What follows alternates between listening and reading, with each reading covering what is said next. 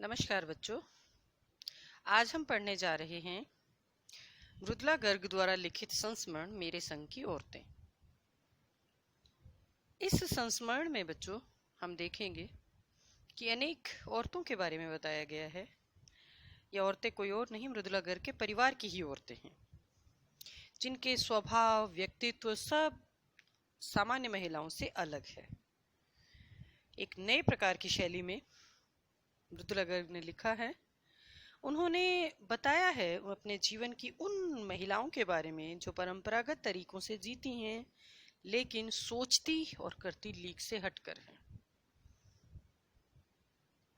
इस संस्मरण में लेखिका ने अपनी नानी, दादी, परदादी और अपनी बहनों के बारे में बताया है। उनकी कमियां और उनकी जो विशेषताएं हैं उन्हें बड़े ही मजेदार ढंग से लेखिका ने बताया है।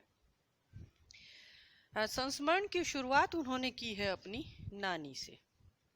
वो कहती हैं कि उनकी भी एक नानी थी, हालांकि उन्होंने देखा नहीं है, लेकिन वो काफी उनसे प्रभावित रही है।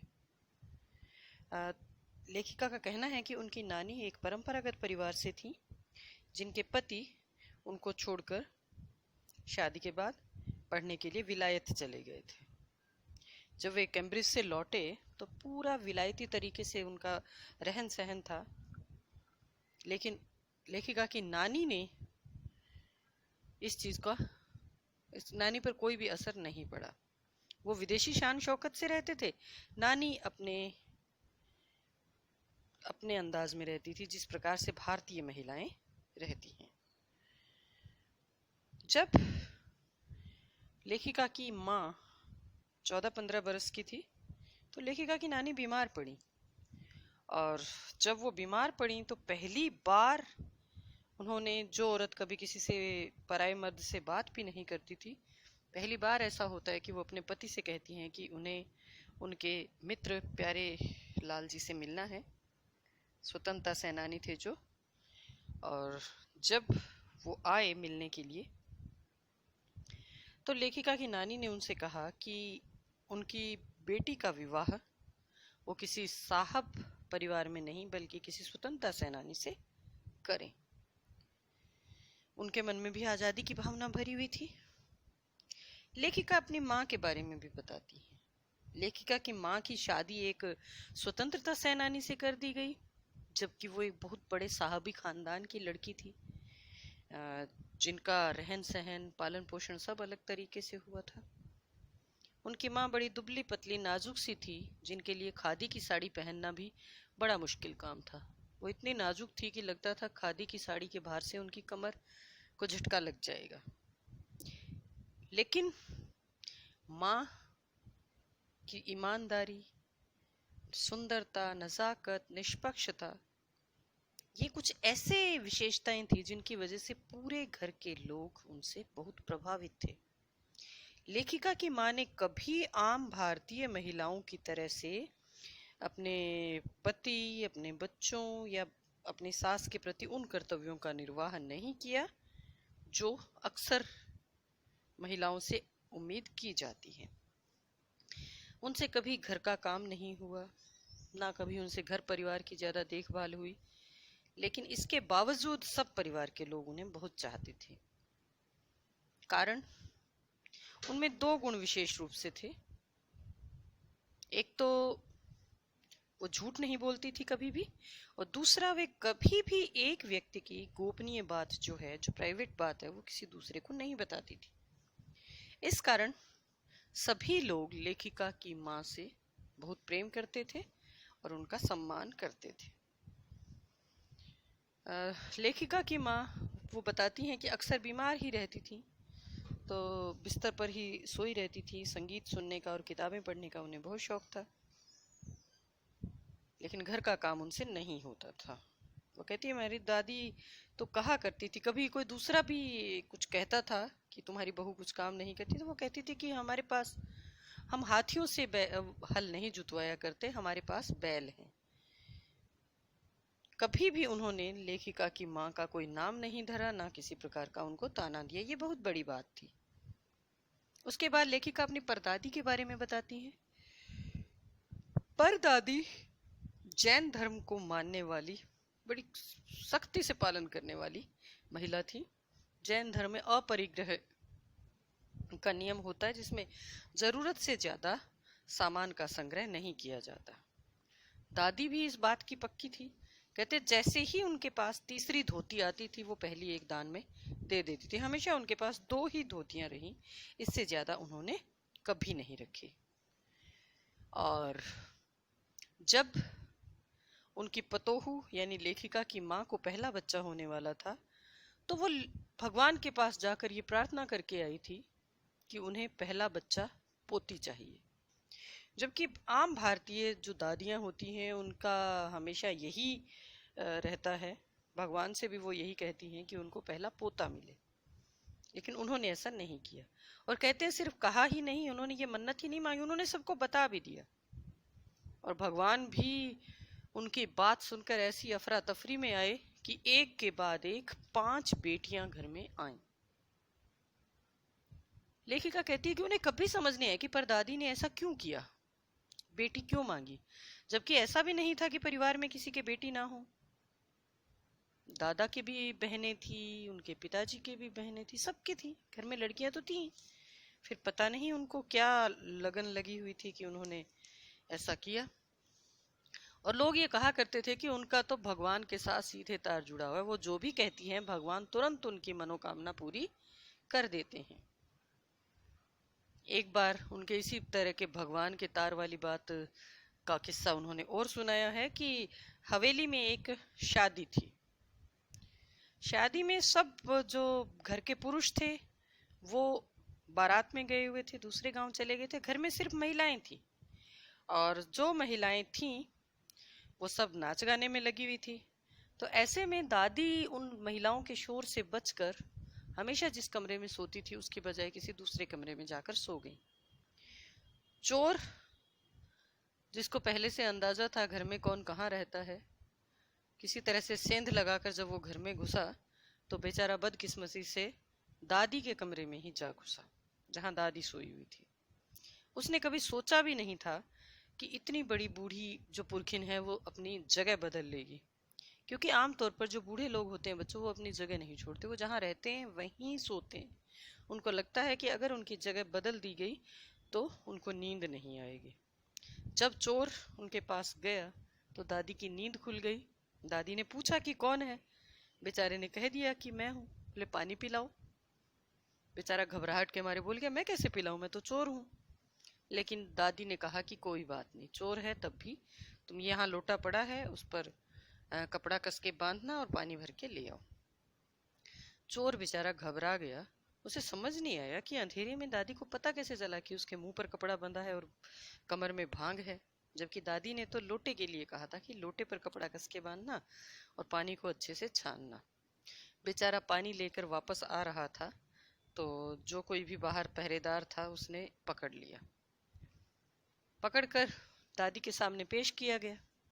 दादी ने उसके हाथ से लोटा लिया, आधा पानी खुद पिया, आधा चोर को पिला दिया और कहा कि एक लोटे से पानी पीकर हम तो माँ बेटा हो गए हैं, अब बेटा तेरी मर्जी है, चाहे चोरी कर या खेती कर।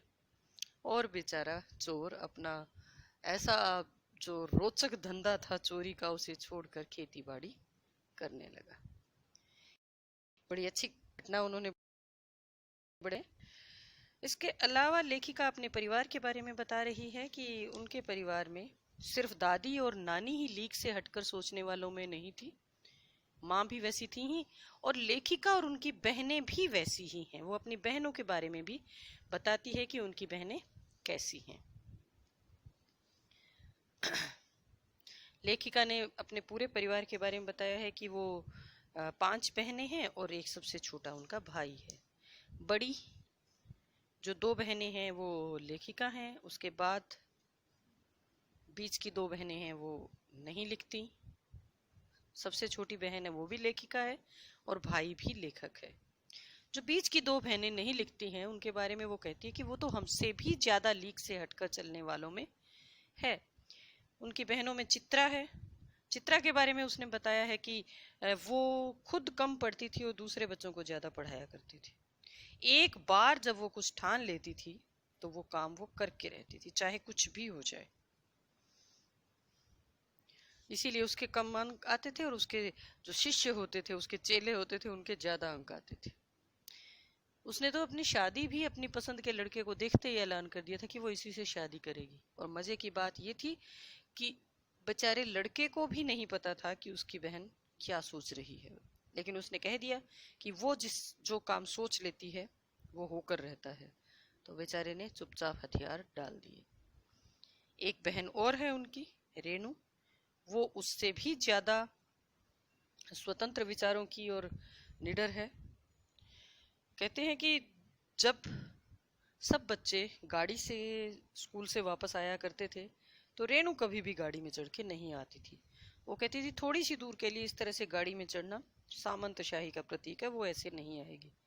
मजे की बात यह कि एक बहन गाड़ी में आती थी और दूसरी पीछे पीछे पैदल चली आती थी। घर वाले बड़े इस बात को लेकर चिढ़ते, लेकिन कोई वश नहीं चलता था उनका।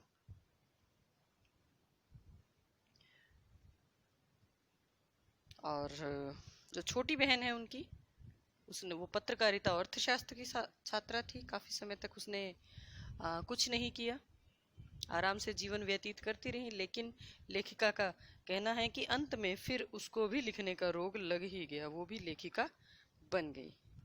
वो कहते हैं हमारे परिवार में सभी ऐसे हैं कि एक बार जो ठान ले वो काम करके रहते हैं, चाहे कुछ भी हो। वो एक बार जब उनका तबादला बिहार के एक छोटे से कस्बे में हुआ तो वो बताती है कि वहाँ ऐसा माहौल था कि स्त्री और पुरुष एक साथ कहीं नहीं निकलते थे, चाहे वो पति पत्नी ही क्यों ना हो। सिनेमा देखने जाते तो भी अलग अलग बैठते थे। लेकिन लेखिका ने ठान लिया था, लेखिका को नाटक करने का शौक था, और उसने सभी वहाँ की महिलाओं और पुरुषों को इस बात के लिए राजी कर लिया कि वो उसके साथ मिलकर नाटक खेलें। इसके अलावा जब वो वहां से कर्नाटक के एक और छोटे कस्बे में गई तो वहां पर बच्चों के लिए स्कूल नहीं था। उन्होंने वहां के जो बिशप थे उनके पास वो गई, उनसे अनुरोध किया कि वो एक बच्चों का स्कूल खोल दें छोटा, क्योंकि उन बच्चों के लिए वहाँ स्कूल नहीं है। लेकिन उन्होंने मना कर दिया कि यहाँ क्रिश्चियन आबादी इतनी कम है कि वो स्कूल नहीं खोल सकते। लेखिका ने और उन्होंने ये शर्त रखी कि आप मुझे ये विश्वास दिलाओ कि ये स्कूल अगले 100 वर्षों तक चलता रहेगा। लेखिका को गुस्सा आ गया। उसने कहा कि 100 वर्ष क्या, मैं तो एक पल की भी, मैं तो किसी की भी जिम्मेदारी नहीं ले सकती। कोई भी हमेशा के लिए नहीं रहता है। तो बिशप को भी गुस्सा आ गया। उन्होंने कह दिया कि स्कूल की बच्चों के ना पढ़ पाने की समस्या आपकी है, मेरी नहीं। वो कहती है कि बात थी तो कड़वी लेकिन सच थी, और उन्होंने ठान लिया कि अब तो वो यहाँ पर छोटे बच्चों का स्कूल खोल कर ही रहेगी। और आखिरकार सब लोगों की मदद से उन्होंने अपने बच्चों के लिए वो स्कूल खुलवा भी दिया। ये बहुत बड़ी बात थी। अपनी बहन रेणु का एक और उदाहरण वो बताती हैं कि किस प्रकार का उसका स्वभाव था। वो बताती है एक बार दिल्ली में इतनी बारिश हुई कि यातायात ठप हो गया, सब कुछ बंद हो गया, कोई वाहन सड़क पर नहीं था। रेणु के स्कूल की बस नहीं आई थी। घर वालों ने मना भी किया कि मत जाओ, लेकिन वो नहीं मानी और पैदल ही 2 मील चलकर स्कूल में पहुंच गई। वहां स्कूल बंद था। जब वापस आई घर वालों ने कहा कि हमने तो पहले ही कहा था, तो उसने यही कहा कि स्कूल बंद था तो वापस आ गई, इसमें आपका कहना कहाँ से आ गया। वो कहती हैं कि कुछ भी हो, इस प्रकार के जो साहसी लोग होते हैं, जो अपनी धुन में अपनी मंजिल की ओर चले जाते हैं अकेले ही, उस अकेलेपन का अपना एक अलग ही मजा होता है। तो बच्चों, ये थी आपकी कहानी। अब हम इसके प्रश्न देखें। बच्चों, पाठ का सार मैंने आपको बता दिया। अब हम इसके प्रश्न देखते हैं। पहला प्रश्न देखिए। लेखिका ने अपनी नानी को कभी देखा भी नहीं, फिर भी उनके व्यक्तित्व से वो क्यों प्रभावित थी? लेखिका ने अपनी नानी को देखा तो नहीं था, लेकिन नानी ने जिस प्रकार के काम किए उनसे वो खासी प्रभावित थी। आज से कम 100 वर्ष पुरानी बात कह सकते हो, 100 नहीं तो 80 तो हर हाल में। 100 या 80 वर्ष पहले पारंपरिक एक औरत घर में अपने तरीके से रहती है, पर्दा करने वाली, अनपढ़ और पारंपरिक औरत है। पति के विलायत जाने के बावजूद जिस पर उसका कोई असर नहीं है, कोई शानो शौकत या उसको किसी चीज़ की ज़रूरत नहीं है, वो अपने पारंपरिक तरीके से जी रही है। और जब बेटी के विवाह की बात आई तो उन्होंने किसी साहब से विवाह करने की बजाय अपनी बेटी का विवाह एक स्वतंत्रता सेनानी से करवाया। ये बहुत बड़ी बात थी। इसी वजह से शायद लेखिका ज़्यादा प्रभावित है अपने नानी से, कि देखो उस जमाने में भी बिल्कुल अनपढ़ औरत जो घर की चार दीवारी से कभी बाहर नहीं निकली, वो भी अपनी आज़ादी के प्रति कितनी सतर्क थी। उनके मन में भी आज़ादी की भावना कूट कूट कर भरी हुई थी कि उन्होंने इतनी शानो शौकत में पली हुई अपनी बेटी को एक स्वतंत्रता सेनानी के साथ ब्याह दिया। और उसके लिए भी मरते दम जिस प्रकार से उन्होंने सब पर्दे का लिहाज छोड़कर नाना से कहा कि वो उनके मित्र प्यारेलाल जी से मिलना चाहती हैं, उनसे कुछ बात करना चाहती हैं। और जब वो मिले तो उन्होंने उनसे यही बात कही थी कि आप मेरी बेटी का विवाह करोगे और किसी स्वतंत्रता सेनानी से करोगे। यह उस जमाने के हिसाब से बड़ी हैरानी वाली बात थी। इसी वजह से लेखिका उनके व्यक्तित्व से बहुत अधिक प्रभावित है। लेखिका की नानी की आज़ादी के आंदोलन में किस प्रकार की भागीदारी रही?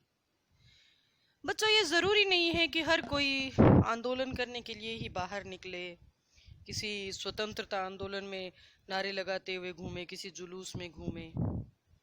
और भी बहुत सारे तरीके होते हैं जिससे हम आज़ादी के आंदोलन में भाग ले सकते किसी भी प्रकार, चाहे वो देशभक्ति की बात हो या आज़ादी के आंदोलन की। प्रत्यक्ष रूप से उन्होंने किसी आज़ादी की लड़ाई में हिस्सा नहीं लिया था, लेकिन उनका जो सबसे बड़ा योगदान रहा आज़ादी के आंदोलन में वो ये था कि अपने पति का जो रहन सहन है, पति की जो जीवन शैली है, उस सब को नकार कर उन्होंने अपनी बेटी का विवाह एक स्वतंत्रता सेनानी से करवाया। ये बहुत बड़ी बात थी। यही उनका आज़ादी में भागीदारी रही। तीसरा प्रश्न है हमारा कि लेखिका की माँ परंपरा का निर्वाह न करते हुए भी सबके दिलों पर राज करती थी। इस कथन के आलोक में लेखिका की माँ के व्यक्तित्व की विशेषताएं लिखिए। कैसी है उनकी माँ? और लेखिका की दादी के घर के माहौल का शब्द चित्र अंकित कीजिए। लेखिका की माँ की अगर हम बात करें तो वो किसी प्रकार की परंपरा का निर्वाह नहीं करती है, परंपराओं के खिलाफ है। जो हमारे समाज में किसी भी स्त्री के लिए वो माँ के रूप में, पत्नी के रूप में या बहू के रूप में जो भी कर्तव्यों का निर्वाह करने की बातें की जाती हैं, लेखिका की माँ ने उनमें से किसी कर्तव्य का निर्वाह कभी नहीं किया। इसके बावजूद वो सबके दिलों पर राज करती थी। कारण वो लेखिका बताती हैं उनकी माँ बहुत सुंदर थी, एकदम नाजुक, किसी परी कथा की तरह।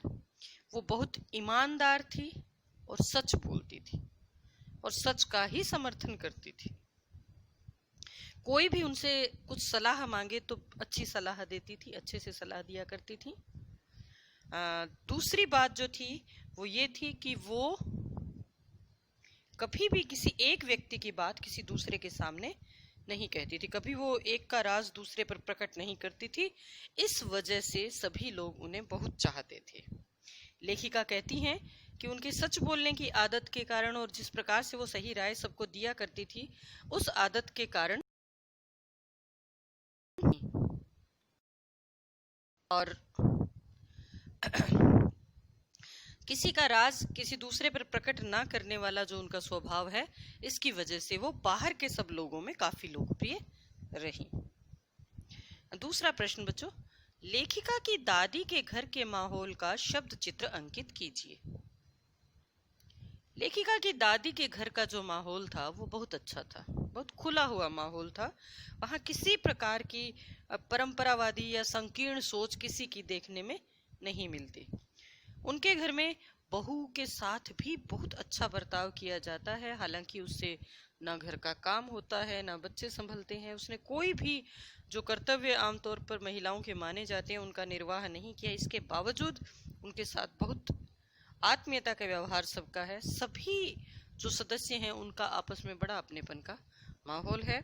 सब एक दूसरे की निजता की रक्षा करते हैं, प्राइवेसी है सबको, सब स्वतंत्र हैं, कोई जो करना चाहे वो कर सकता है। घर में यहाँ तक कि अगर किसी एक व्यक्ति के नाम चिट्ठी आई हुई है तो कोई दूसरा व्यक्ति उसकी चिट्ठी को भी नहीं खोलता। और घर में 5-5 बेटियां होते हुए भी किसी प्रकार की कोई हीन भावना किसी बेटी में नहीं भरी गई, ना ही उनको बोझ समझा गया। तो इस प्रकार हम कह सकते हैं कि लेखिका की दादी के घर का माहौल जो है वो खुली सोच का उदाहरण है, जहां सब बराबर हैं, सबको बराबरी का सम्मान मिलता है। आप अपनी कल्पना से लिखिए कि परदादी ने पतोहू के लिए पहले बच्चे के रूप में लड़की पैदा होने की मन्नत क्यों मांगी। क्यों मांगी? इसमें बेटा वैसे तो आपकी अपनी ही जो कल्पना शक्ति है उसका ही प्रयोग करना है, क्योंकि इस पाठ में भी कहीं नहीं बताया हुआ ऐसा कि उन्होंने पहले बच्चे के रूप में लड़की की मन्नत क्यों मांगी थी। लेखिका बता रही है कि उनके घर में ऐसा भी नहीं था कि कहीं लड़कियों की कमी थी, लड़कियां तो बहुत थी उनके घर में। इसके बावजूद अगर परदादी ने अपनी पतोहू के लिए लड़की की मांग की तो हो सकता है उनकी जो सोच है वो परंपरागत लोग होते हैं उनसे अलग है। उनको जिस प्रकार से हर कोई पोता मांगता है उस तरह से उनको नहीं मांगना था। और हो सकता है लड़कियों के प्रति उनके मन में ज्यादा प्रेम की भावना हो, और वैसे भी वो लीक से हटकर चलने वाली महिला थी। बताया गया है ना इसमें कि देखो महिलाओं को वो कपड़ों से और कितना प्रेम होता है, लेकिन उनकी जो परदादी थी जैसे ही वो सिर्फ 2 ही धोती रखती थी, जैसे ही तीसरी धोती उनके पास आई एक धोती दान कर देती थी। तो उनकी जो परदादी है वो लीक से हटकर चलने वाली महिला है, उनको आम लोगों की तरह पोते की कामना नहीं करनी थी। और लड़कियां अगर एक के बाद एक 5 भी घर में आ गई तब भी उनके प्रति जो स्नेह है उससे पता चलता है कि लड़कियों के लिए उनके मन में बहुत स्नेह रहा होगा, शायद इसी वजह से उन्होंने ऐसा किया। डराने धमकाने, उपदेश देने या दबाव डालने की जगह सहजता से किसी को भी सही राह पर लाया जा सकता है। पाठ के आधार पर तर्क सहित उत्तर दीजिए। बिल्कुल सही बात है बच्चों, अगर हम किसी को डरा धमकाकर या दबाव डालकर कोई काम करवाते हैं तो उस पर उस बात का असर उतनी ही देर रहेगा जितनी देर वो डर या दबाव उस पर रहेगा। जैसे ही डर खत्म हुआ रास्ता फिर भटक जाएंगे। लेकिन सहज भाव से प्रेम के साथ हम कहते हैं, कोई बात समझाते हैं तो उसका असर ज्यादा होता है। इस पाठ में उदाहरण दिया गया है एक नामी चोर का, जो बहुत माना हुआ चोर था। दादी ने बड़े प्यार से उसको इस प्रकार से समझाया कि बेचारा अपना चोरी का धंधा छोड़कर खेती करने लगा था। जब चोर घर में चोरी करने के लिए घुसा था तो दादी ने उससे पानी मंगवाया था। पानी लेने के लिए जब वो गया तो पकड़ा गया। पकड़े जाने पर भी दादी ने उसे सजा नहीं देने दी, बल्कि जो लोटा वो पानी का भर के लाया था उससे आधा पानी खुद पिया और आधा उसे पिला दिया कि बेटा आज से एक ही लोटे से पानी पीकर हम माँ बेटा हुए, अब तुम्हारी मर्जी है, अगर तुम मेरे बेटे हो तो क्या करोगे, चोरी करोगे या खेती करोगे। तो एकदम से उसका हृदय परिवर्तन हो गया। इसके बजाय अगर उसे सजा दी जाती तो उसे लगता है कि उसके सुधरने के जो अवसर थे वो कम होते। छठा प्रश्न देखिए, शिक्षा बच्चों का जन्म सिद्ध अधिकार है। इस दिशा में लेखिका के प्रयासों का उल्लेख कीजिए। लेखिका ने क्या प्रयास किए? लेखिका जब कर्नाटक के एक छोटे से कस्बे बागलकोट में पहुंची थी, वहां पर छोटे बच्चों के लिए कोई स्कूल नहीं था।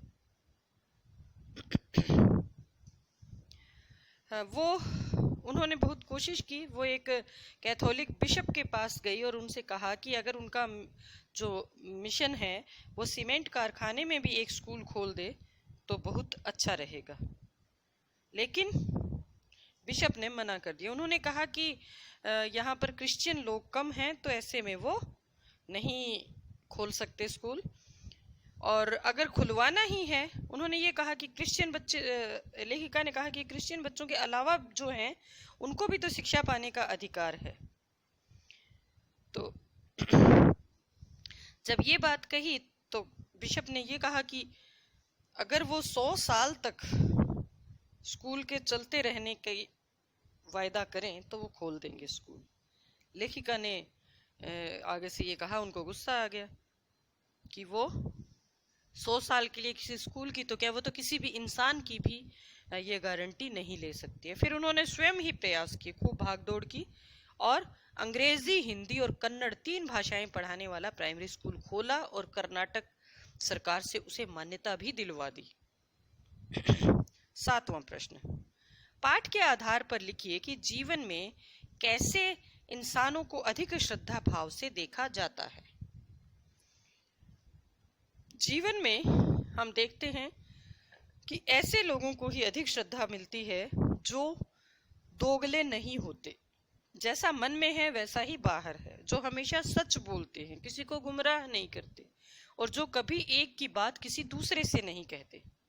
अगर ये विशेषताएं किसी में होती हैं तो सब लोग उन्हें श्रद्धा के भाव से देखते हैं, क्योंकि सच बोलने वाले व्यक्ति से हो सकता है एक बार किसी को कुछ कष्ट हो, लेकिन अंत में सच को तो स्वीकार करना ही पड़ता है और बाद में समझ में आ जाती है कि नहीं, ये व्यक्ति सही था।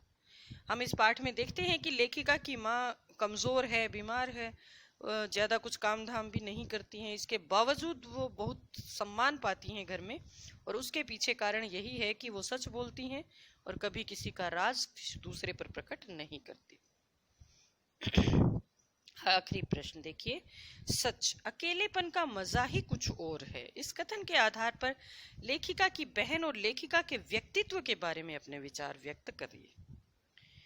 लेखिका और लेखिका की बहन का व्यक्तित्व बताना है बच्चों, कि उन दोनों की पर्सनैलिटी किस टाइप की है। तो हम इसको इस तरह से कह सकते हैं कि लेखिका और उनकी जो बहन है वो जो कुछ भी सोचती थी उसे करके ही दम लेती थी, चाहे कोई उनके साथ हो या ना हो। उनकी बहन बड़ी जिद्दी थी, परंतु उसका जो जिद्दीपन है उसमें उनका दृढ़ निश्चय है, बेकार की जिद नहीं है। बस ठीक है, उन्हें लगता है अगर कि ये काम सही है तो वो करती हैं। बहुत दृढ़ स्वभाव की हैं। इतनी बारिश होने के बाद घर वालों के मना करने के बावजूद वो विद्यालय में चली जाती है, और घर वाले जब कहते हैं कि हमने तो पहले ही कहा था, तो कहती है तो इसमें आपका कहाँ से आ गया, बस ठीक है स्कूल बंद था मैं वापस आ गई। वहीं दूसरी ओर अगर लेखिका को भी देखें तो लेखिका भी जिद्दी है और किसी भी काम को एक बार अगर ठान ले तो उस काम को करके ही मानती हैं। जैसे 2 उदाहरण उन्होंने खास तौर से अपने दिए हैं। एक तो डालमिया नगर में, जहां स्त्री और पुरुष कहीं एक साथ बैठने का भी रिवाज नहीं था, साथ चलते नहीं थे, चाहे वो पति पत्नी ही क्यों ना हो। सिनेमा घर में भी जाते थे तो अलग अलग जगह दोनों पति पत्नी बैठा करते थे। ऐसी जगह लेखिका ने नाटक खिलवाया, स्त्री पुरुषों को साथ काम करने के लिए भी मना लिया। दूसरी बार जब वो बागलकोट में गई, जहां पर प्राइमरी स्कूल नहीं था बच्चों के लिए, वहां उन्होंने अपने प्रयास से दौड़ धूप से वहां पर प्राइमरी स्कूल भी खुलवाया और कर्नाटक सरकार से उसको मान्यता भी दिलवाई थी। तो इससे पता चलता है कि लेखिका और लेखिका की बहन दोनों ही अपने अलग व्यक्तित्व रखती हैं, स्वतंत्र व्यक्तित्व रखती हैं, बहुत हिम्मत है उनमें और लीक से हटकर चलने का साहस भी है। इस प्रकार के जो लोग हैं वो किसी के पीछे नहीं चलते। इसी वजह से लेखिका कहती है कि अगर हम अकेले चलते हैं और लीक से हटकर कुछ काम करते हैं तो उसका अपना एक अलग ही आनंद होता है। तो बच्चों, ये थे हमारे प्रश्न। अब आप इस पाठ को पूरा कर लेंगे। आशा करती हूँ आपको अच्छे से समझ में आ गए होंगे। धन्यवाद।